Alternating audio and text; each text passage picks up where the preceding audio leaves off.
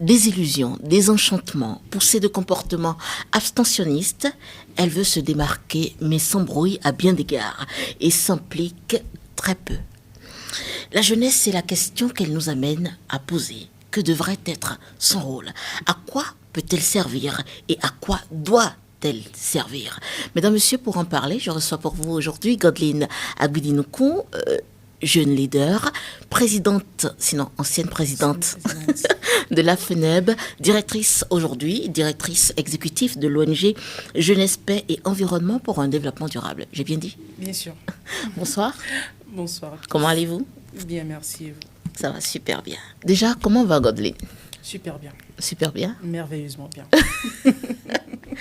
Alors, aujourd'hui, quel regard portez-vous sur, on va dire directement, l'implication de la jeunesse en politique?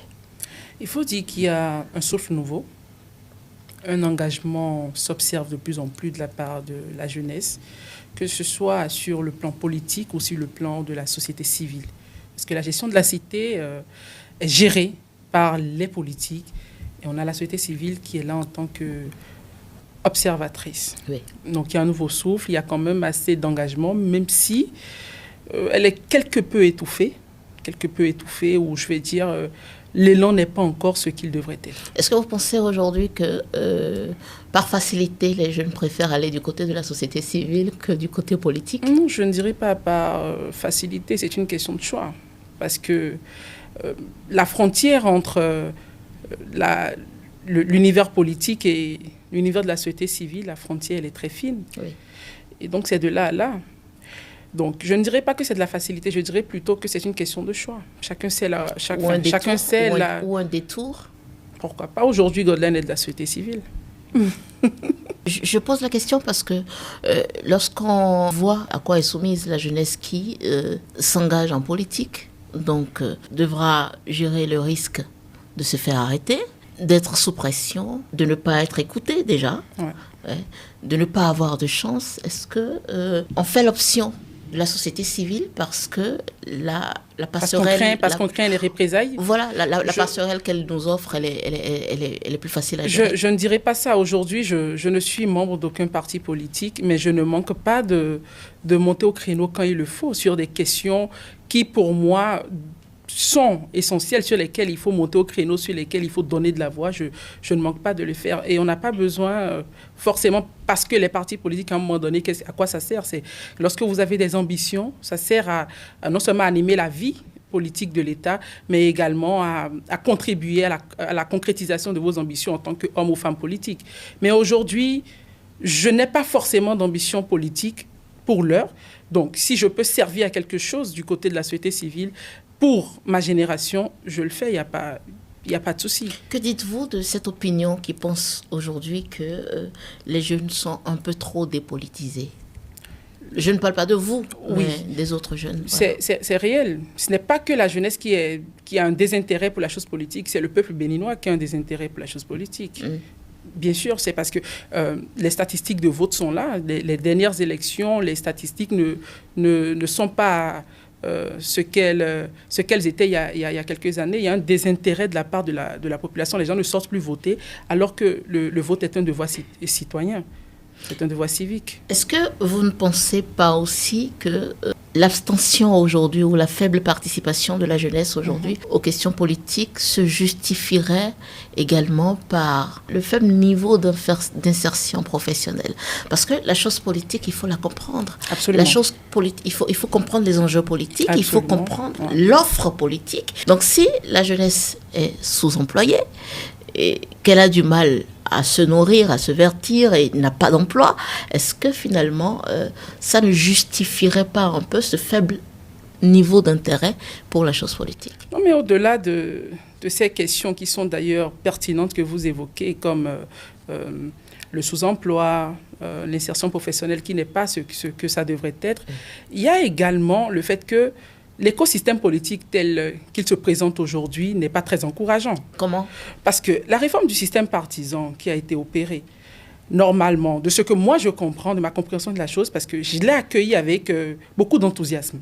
Je me suis dit, OK, on veut créer des partis forts pour permettre aux militants de ces partis politiques qui réellement montrent de l'engagement dans leur, dans leur militantisme, d'accéder à des postes de responsabilité qui, qui répondent à leur parcours peut-être académique, professionnels. Mais ce qu'on remarque est que les gens sont parachutés pour les postes ministériels, les postes de direction. Et récemment, avec la nomination des ministres conseillers, on a vu un peu ce qui s'est passé. Il y a plein de jeunes dans les partis politiques qui, je pense, donnent le meilleur d'eux-mêmes sur le terrain. Il y a plein de jeunes dans le nombre de ministres. Qu'est-ce que vous appelez jeune? C'est quel âge? Vous n'allez pas me dire que par exemple, monsieur Jonas Rantan c'est le seul que je vois. Madame, comment elle s'appelle, Madame Diaouga n'est pas... Elle a quel âge? Elle doit avoir la quarantaine à peine. 40 ans, c'est pas être jeune, je suis désolée. La jeunesse, c'est 35 ans, c'est fini. Après 35 ans, au niveau mondial, on ne vous classe plus en tant que jeune. À un moment donné, il faut qu'on se dise certaines vérités. Les jeunes sont dans les partis politiques, militent, ils sont sur le terrain et ce sont eux qui font le véritable travail pour nos politiques. Donc, à un moment donné, il faut leur donner de la place. Donc, si les jeunes aujourd'hui ne s'intéressent plus, s'il y a un désintérêt de la chose politique par rapport à la chose politique, c'est parce que l'écosystème politique non plus n'est pas encourageant. Est-ce que cette guerre qui n'arrête pas, cette guerre intergénérationnelle, parce que les jeunes disent, vous dites, on ne vous donne pas de la chance. Les vieux, ils disent, sinon l'autre âge dit que vous n'êtes pas prêts.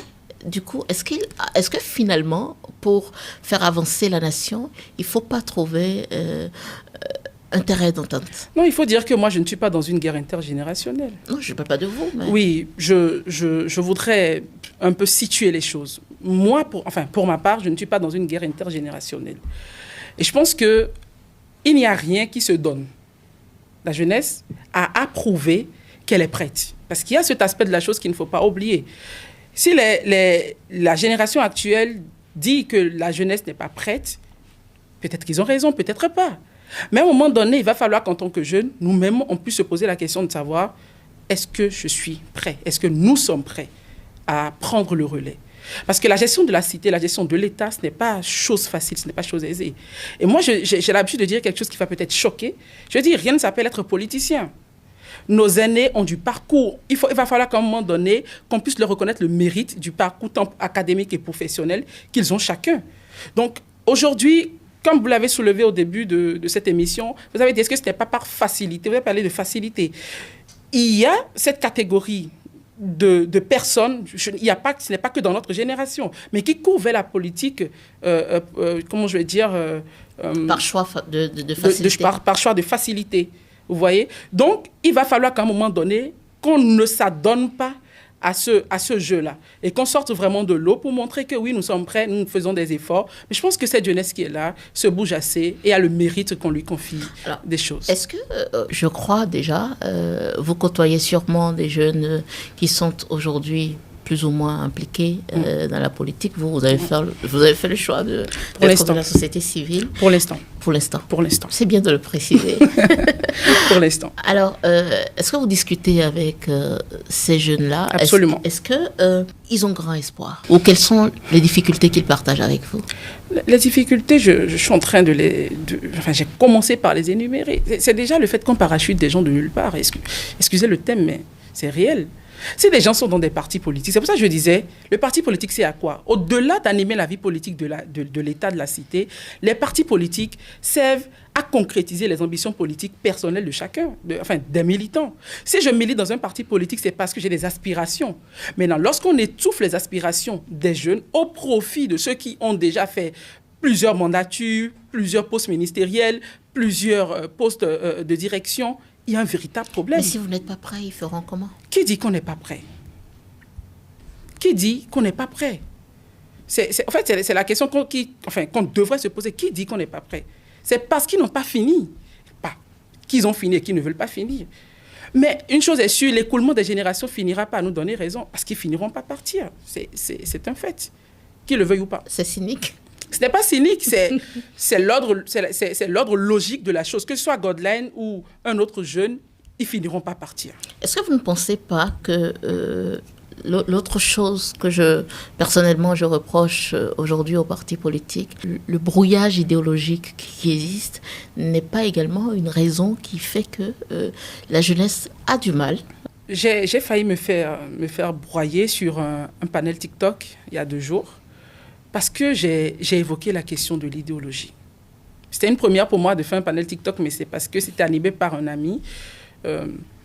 Donc, j'ai assisté au panel du début jusqu'à la fin et j'étais présente, très active dans les débats.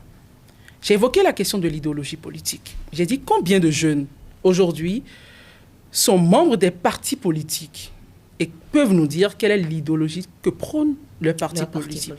Parce qu'à travers le monde, l'idéologie des partis reste, je vais dire, constante. Quand vous prenez les démocrates, ils ont une idéologie à travers le monde et c'est comme ça. Et quand vous voyez les comportements, vous voyez les avis, vous voyez les manières de se comporter des membres, des militants des démocrates à travers le monde, vous verrez que ça répond à une norme donnée. Ceux qui sont membres du parti républicain, ceux qui sont membres des progressistes, quelle est l'idéologie que prônent ces partis politiques ? C'est la question que j'étais en train de soulever pour dire qu'on s'avance dans les partis politiques pour la simple raison qu'on est séduit par un leader. Donc, quand les gens disent que c'est une guerre de personnes qui se fait, c'est réel. Donc, il y a également ce brouillage idéologique qui est un véritable non perceptible. Ouais. Et ce travail, je pense que nous jeunes, nous avons l'injonction de le faire. Quand je parle de ce travail, de nous dire, est-ce que l'idéologie de ce parti politique répond à mes convictions personnelles ? C'est fort de cela que je m'engage dans un parti politique. Je n'y vais pas parce que la tête de X me plaît, je n'y vais pas parce que la tête de Y me plaît, je n'y vais pas parce que je suis contre le chef de l'État, je n'y vais pas parce que je ne rencontre pas, je ne rencontre pas les idées qui sont prônées par tel ou tel. J'y vais parce que concrètement, je suis convaincue par l'idéologie d'un parti politique. Alors, Godline Agbetinoukou, vous avez été de la classe militante, ouais, estudiantine, ouais, et je suis sûre que ces questions se soulevaient déjà. Absolument. D'hier à aujourd'hui, rien n'a vraiment évolué. Donc, comment est-ce que ces sujets-là s'abordaient ? Et je suppose que ceux qui vous formaient à l'époque prenaient avec vous ce vœu de voir la classe politique entre griffes, prise d'assaut par les jeunes et tout. Et aujourd'hui, où sont-ils ? Que sont-ils devenus ? Et est-ce que, par hasard, conviction pour conviction, ça justifierait le fait que vous ayez pris vos distances de la politique en attendant d'y retourner ? Enfin, y engager. Non, mais est-ce que j'ai pris mes distances avec la politique ? Et c'était évident, connaissant votre parcours estudiantin, militant, ça ne devrait pas étonner que vous soyez à la tête de mouvements de jeunes politiques. Absolument. Non, mais ce n'est pas que j'ai pris mes distances de la politique. Aujourd'hui, j'occupe un poste de directrice exécutive dans une ONG. C'est à caractère social. Mais dans le même temps, ce que nous faisons, ce pourquoi nous œuvrons, sert la jeunesse, sert ma génération. Et moi, tout ce qui impacte positivement ma génération, je suis prête. Aujourd'hui, je me dis, je ne veux pas servir de fait-valoir pour un parti politique. Ça, c'est Godline. Moi, Godline Agbetinoukou, je ne veux pas servir de fait-valoir pour un parti politique. J'ai fait le choix de me construire. J'ai fait le choix de me faire passer moi-même avant toute autre chose. Et à partir de ce moment, je prends le challenge de me construire et de me dire, idéologiquement parlant, où est-ce que j'en suis ? Professionnellement parlant, où est-ce que j'en suis ? Et je fais des choix en conséquence du passé. Est-ce que finalement le reproche muet que vous faites aux jeunes, c'est parce qu'ils ne sont pas suffisamment construits, qu'ils ne sont pas positionnés, et donc que le regard de la génération devancière est comme du mépris. Donc, si vous n'êtes capable de rien déjà, est-ce que c'est le reproche muet que vous faites ? Non, mais je pense qu'il y a pas mal de jeunes qui se démarquent. Hein. Peu importe les avis qu'on peut émettre. Il y a pas mal de jeunes qui se démarquent, tant dans la politique, dans le numérique, dans le social. Il y a tellement de jeunes qui se démarquent. Et des noms, il y en a. Je pense qu'à un moment donné, il y a un peu de mauvaise foi. Mais moi, je ne suis pas du genre à me victimiser. Mais ceux qui vous ont formé, ils sont où aujourd'hui? Parce qu'ils étaient sûrement un peu plus âgés que vous. Non, je ne dirais pas ceux qui nous ont formés, je dirais ceux qui ont été là avant nous, nos devanciers. Oui. Je pense qu'ils sont toujours là. Rien n'est fait parce que rien n'est fait. Impliqués dans la politique, impliqués comme il faut. Pas comme il faut. Nous, on a envie de les voir plus haut. On a envie de les voir briller davantage parce que je pense qu'ils le méritent. Donc, à un moment, c'est pour ça que je disais tout à l'heure, l'écoulement de génération, qu'on le veuille ou pas, s'imposera aux uns aux autres. Est-ce qu'ils sont suffisamment formés? Je pense. Je pense qu'ils sont suffisamment formés. Je pense qu'ils sont qualifiés pour... Est-ce que vous avez salué tout à l'heure les réformes qui ont été faites politiquement au Bénin. Est-ce que vous auriez voulu que...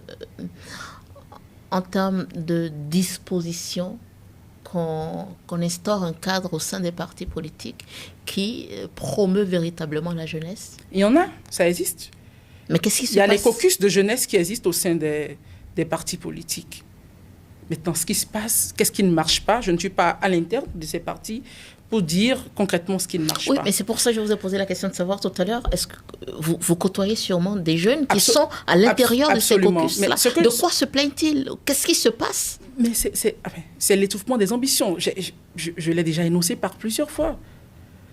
Parce que, vous savez, j'ai évoqué la question de nomination des ministres conseillers.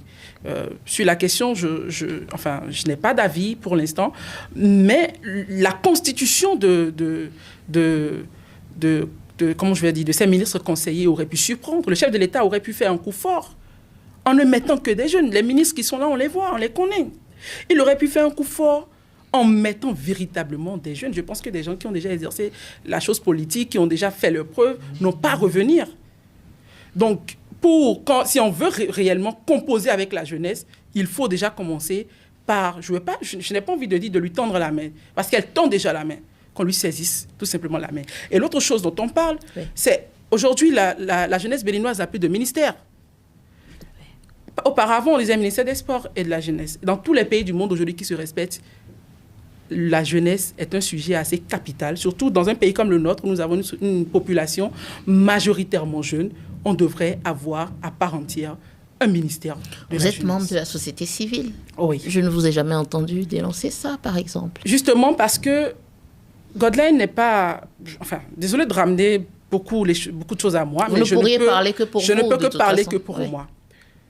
Je ne suis pas du genre à être... Il y a des activistes qui font leur part du travail, qui montent au créneau quand il le faut. Ils le font tout le temps. Et il y a des gens comme moi qui sont plutôt des gens de terrain, qui sont partout, dans les circonscriptions, dans les villages, dans les villes, à être au contact de la jeunesse. Et pour ceux qui me suivent, c'est ce que je fais le plus. Être au contact de la jeunesse, discuter avec la jeunesse, communiquer avec la jeunesse. Et ce qui vient cette année, c'est que nous nous sommes organisés. Il y a le sommet de la jeunesse béninoise qui arrive dans 2 mois, je pense, à la fin du mois de mars, qui est à l'actif de la société, des organisations de la société civile de jeunesse. Donc, cette organisation, par exemple, ce premier sommet de la jeunesse béninoise que connaîtra le Bénin, est une réponse de ces problèmes qu'on est en train d'évoquer.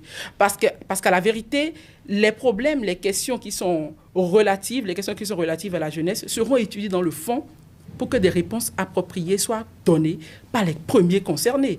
Parce que j'ai entendu dire, pourquoi vous voulez vous mettre ensemble pour élaborer un projet de société quinquennal à l'endroit des partis politiques, pour qu'ils les prennent en compte pour le projet de société. Vous n'avez pas à le faire parce qu'on a déjà établi les politiques de développement 2060. Il y a des experts qui sont déjà réunis pour penser le développement de la jeunesse. Mais quel expert? Les jeunes? Non, mais quel expert? Qui est mieux que la jeunesse pour parler de la jeunesse? Mais c'est comme si... Vous pensez qu'il n'y a pas de jeunes experts? Non, je ne dis pas qu'il n'y a pas de jeunes experts. Je dis quel expert? Qui sont ces gens-là qui se sont assis pour parler de la jeunesse et sceller son sort? Quand le plan sera dévoilé, on saura. Non, mais ce n'est pas une affaire de quand le plan sera dévoilé, on verra. On sait ce qui se fait, on sait ce qui sera fait, ça ne changera pas. C'est comme si aujourd'hui, qu'est-ce qu'on reproche à la France-Afrique alors?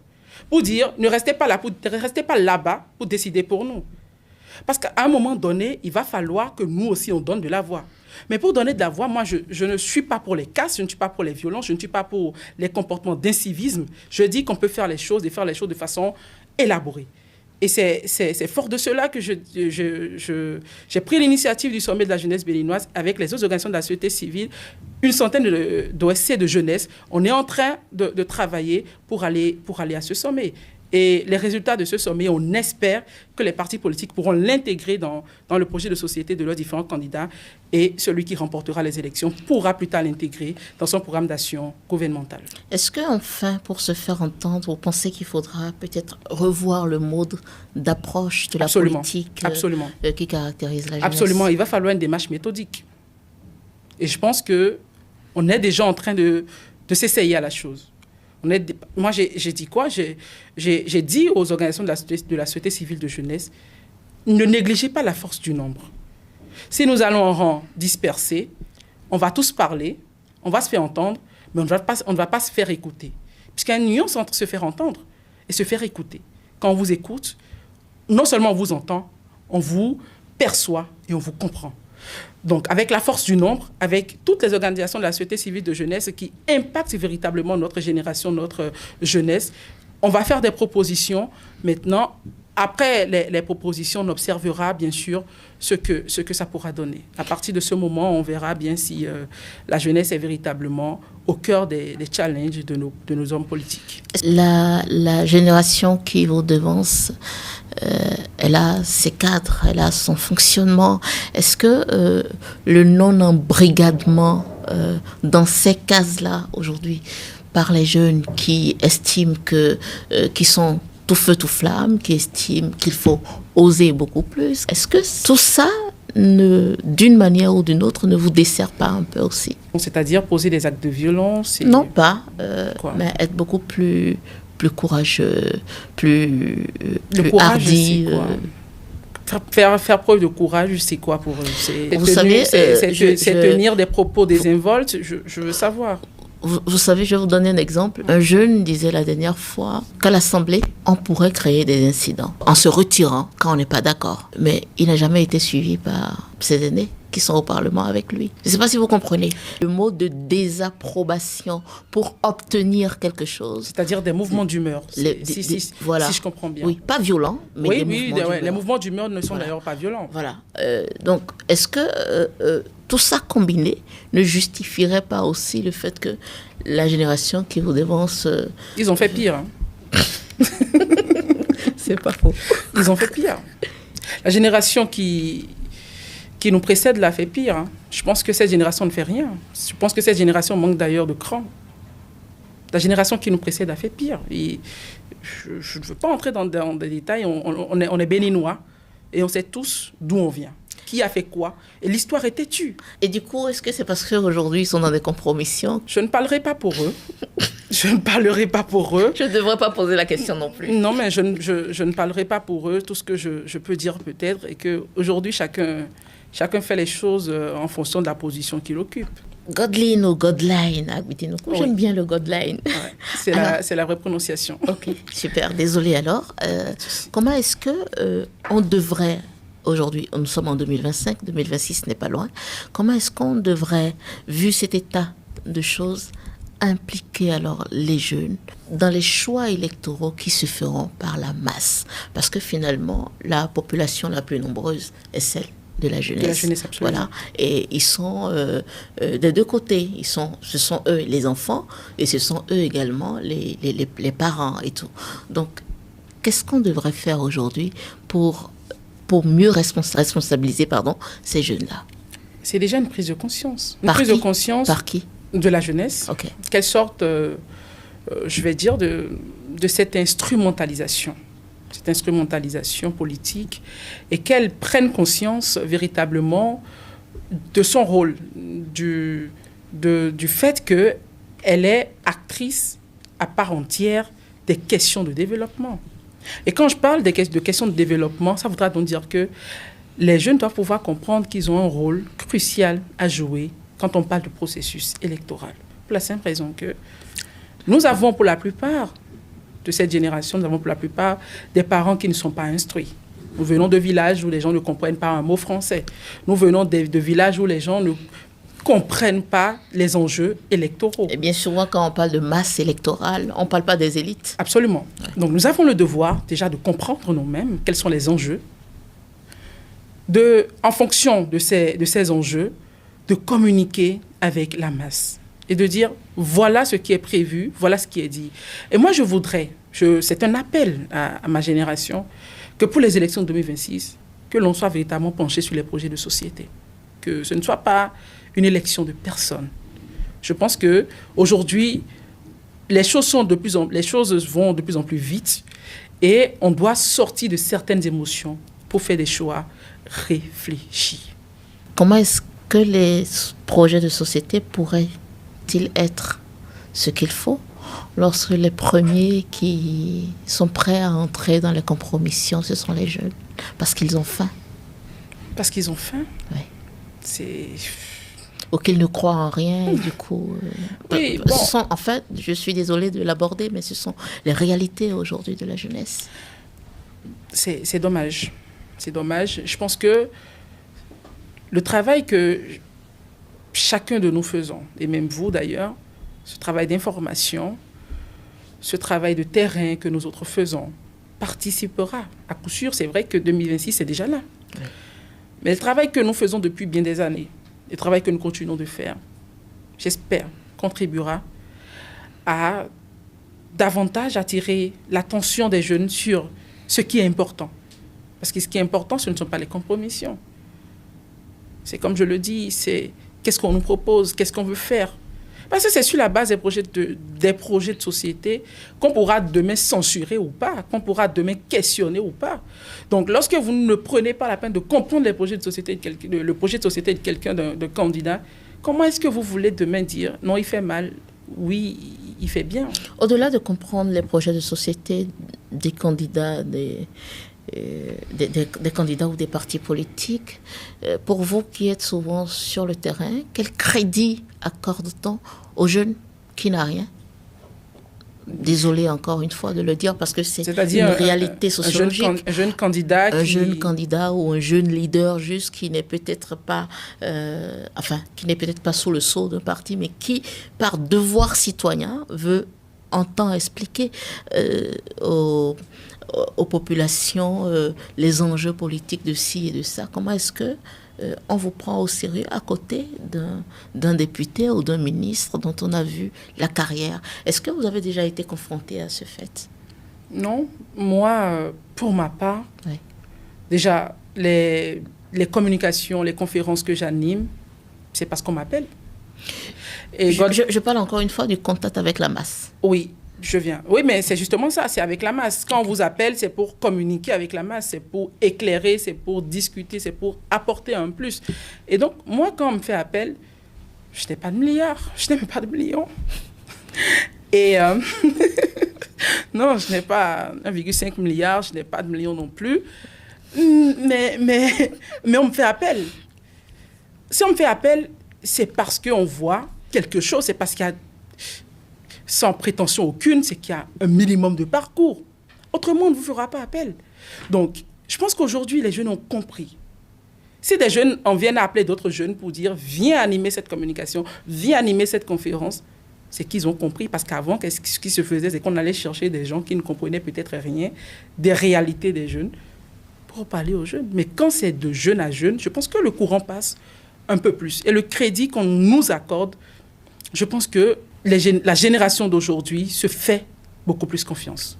Godline, Agbidi Nkou, nous égrenons les dernières minutes de notre entretien. Est-ce que, également, pour qui connaît votre passé et pour qui observe également la vie politique aujourd'hui et le faible engagement des jeunes, est-ce que la pression politique, les arrestations tous azimuts, est-ce que derrière, ce ne sont pas des éléments qui, je ne veux pas excuser la jeunesse, mais qui justifient le faible niveau d'engagement des jeunes ou le choix peut-être pour la facilité ou pour les compromissions? Non, mais bien sûr, parce que la rengaine qu'on nous chante souvent, c'est qu'un jeune ne fait pas l'opposition. Un jeune ne fait pas l'opposition, c'est la rengaine de tous les jours, au risque de voir sa liberté être restreinte. Moi, je dirais tout simplement, oui, ça participe au faible engagement des jeunes à participer à la vie politique du Bénin. Mais une chose que moi, je voudrais dire, surtout je veux me prononcer sur les dernières arrestations de jeunes, je voudrais dire, c'est vrai, nous sommes dans un état de droit. Et les libertés sont reconnues, les libertés fondamentales et individuelles sont reconnues et prévues par nos textes. Mais lorsque nous nous adressons au chef de l'État, nous nous adressons à des personnalités politiques, moi je voudrais que dans les propos, il y ait du respect. Vous pensez qu'il y a moins de respect aujourd'hui? Oui. Je disais à un aîné la dernière fois, un homme politique très connu de ce pays, et qui est de l'opposition, qui a fait une sortie que j'ai admirée. Et quand je l'ai vu, je lui ai dit, grand frère, j'ai admiré votre sortie. Vous vous êtes adressé au chef de l'État. Vous avez donné votre avis, votre ressenti sur l'arrestation de X et de Y. Mais ça a été dans un grand respect. Ce n'est pas la personne de Patrice Talon qu'il faut respecter. C'est la fonction présidentielle qu'il faut respecter. Si vous jetez de l'huile rouge sur le boubou blanc que vous voulez porter demain, quand vous le porterez, il sera entaché. Il ne faut pas faire preuve de désinvolture. D'ailleurs, cela ne rencontre pas ce qu'est notre culture, ce que sont nos traditions, qu'est le respect. Moi, je suis d'accord que l'on dénonce. Je suis d'accord que l'on dise que ça ne va pas. Mais dans le respect non seulement des aînés, mais le respect également, de la fonction. Voilà. Ce que vous dénoncez, moi je pense, à mon humble avis, est-ce que ce n'est pas forcément politique? Est-ce que ce n'est pas comme un déplacement ou comme un étiolement de nos valeurs aujourd'hui? Parce que se lever, et déjà avant de reconnaître la fonction du président Patrice Talon, il n'est notre égal à personne. Absolument. Et quand on dit jeune, donc si je dois me référer à vos propos, c'est 35 ans. Patrice Talon n'a pas 35 ans. Donc est-ce que déjà ce n'est pas non un problème de politique, mais un problème d'étiolement des valeurs humaines, des valeurs familiales, des valeurs citoyennes ou civiques? Absolument. Et je le disais en disant que ça ne rencontre pas nos valeurs. Nous savons, en tant qu'Africains, nous avons des valeurs que nous prônons. Mais est-ce que vous parlez, est-ce que pour vous qui êtes quand même très au centre et qui brassez plusieurs bouts, est-ce que vous leur faites ce reproche-là lorsque vous vous retrouvez? À qui veut l'entendre, hein? À qui veut l'entendre? Parce que chacun a sa ligne éditoriale. Chacun a sa ligne éditoriale. On va très vite vous dire que vous manquez de courage. Mais qu'est-ce que le courage a à voir avec la désinvolture, avec l'indiscipline? Disons les choses crues, avec l'impolitesse. Ça n'a rien à voir. Si je veux parler au chef de l'État, je lui parlerai. Je lui dirai ce que j'ai à lui dire, mais dans le respect. Moi, j'ai mené des luttes à l'université. J'ai affronté des choses terribles. J'ai fait des choses qui, pour mon âge, 21 ans, où j'occupais la fonction présidentielle de la FNEP, j'ai fait des choses terribles. Moi, j'ai déjà fermé les bureaux du COUS. J'ai laissé tout le personnel administratif du COUS assez dehors. J'ai fermé avec cadenas. La police est venue. Le recteur a tout dit, mais c'est dans le respect que ça se passe. Personne sur mon parcours estudiantin ne viendra dire « Godelaine m'a manqué de respect ». Il n'y a pas ce recteur, il n'y a pas ce doyen, il n'y a pas ce directeur. Mais je reste j'affiche un caractère très impérieux. Est-ce qu'encore une fois, on ne pose pas le problème de la formation? Parce que si vous, je ne parle pas de vous, intitut personnel, si vous, en tant que jeune, ne voulez pas entrer dans des cases ou ne voulez pas vous faire former dans les partis politiques en griffe, est-ce que ce n'est pas à ça qu'on assiste? Non, je ne dirais pas forcément. Ou il n'y a pas de lien direct? Il n'y a pas de lien direct. Il y a des gens qui sont... Moi, je suis beaucoup de jeunes sur les réseaux sociaux. Je vois des gens qui sont dans des partis politiques et je vois ce qu'ils écrivent. Je vois des gens parler de Yaya Boni. Je dis, allô, hein, ça va pas ou quoi? Je vois des gens parler du chef de l'État. Je dis, mais attends. Mais à quel moment on est tombé dans cette désinvolture au point de s'adresser à l'aîné, parce que c'est comme vous l'avez dit, on laisse tomber même d'abord la fonction, mais à quel moment je veux m'adresser à un aîné et je ne prends pas garde, en me disant c'est le père de quelqu'un. Ce n'est pas parce que sa gestion ne me plaît pas que je vais m'adresser à lui comme un petit frère, ça ne se fait pas. Implication des jeunes dans les choix électoraux des masses, j'espère que nous avons fait le tour. Quels sont les conseils que vous voudriez donner aux jeunes, ceux qui sont autant engagés politiquement, ceux qui ne le sont pas et qui observent encore circonspect la chose de loin? Je dirais tout simplement que la jeunesse est... Pour ceux qui sont dans la société civile. Tout le monde est concerné quand on parle de jeunesse. Oui. Donc je dirais tout simplement pour finir que la jeunesse est la pièce maîtresse du développement. Surtout que nous sommes dans un pays dont la population est majoritairement jeune, notre voix compte. Et notre voix compte beaucoup. Donc à partir de ce moment, nous devons sortir de l'instrumentalisation politique à laquelle on assiste à chaque échéance électorale, pour nous dire que nous avons une responsabilité à prendre. Nos aînés qui sont là, nous savons à quel âge ils ont accédé à des postes de responsabilité. Je ne sais pas pourquoi aujourd'hui, à 30, 35 ans, certains jeunes, dans des partis politiques, ne sont pas encore députés, ne sont pas encore ministres. Donc c'est à nous de changer la donne, c'est à nous de changer les choses. Nous allons sortir de cette victimisation qu'on observe tous les jours pour nous dire que le changement viendra de l'intérieur, viendra de nous-mêmes, parce que vous aurez beau coller des ailes sur une chenille, elle ne deviendra pas un papillon. La transformation de la chenille pour devenir un papillon vient forcément de l'intérieur. Est-ce qu'au-delà de l'écoulement de l'âge, les jeunes peuvent faire quelque chose pour changer la donne, forcer la main ou changer la donne? Je pense qu'on le fait déjà. Hein. Je pense qu'on bouscule. Hein. Je pense qu'on bouscule avec cette montée de jeunes politiques et même de jeunes femmes qui se démarquent de plus en plus. Quand on parle de politique, il y en a. Il y a quelques années, on n'observait pas cet engagement. Et je pense que si nous nous faisons bien, la génération qui nous suit fera davantage. Et si elle prend le temps de se former aussi? Absolument. Parce que je mets un point d'honneur sur la formation. Très important. Alors, Godline Aguidi-Nokon, leader d'opinion, ancienne présidente de la FNEB, directrice exécutive aujourd'hui de l'ONG Jeunesse, Paix et Environnement pour un développement durable. Merci d'avoir répondu à nos questions. Le plaisir a été pour moi.